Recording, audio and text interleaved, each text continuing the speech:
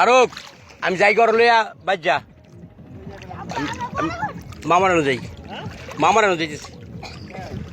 ডাক দিছে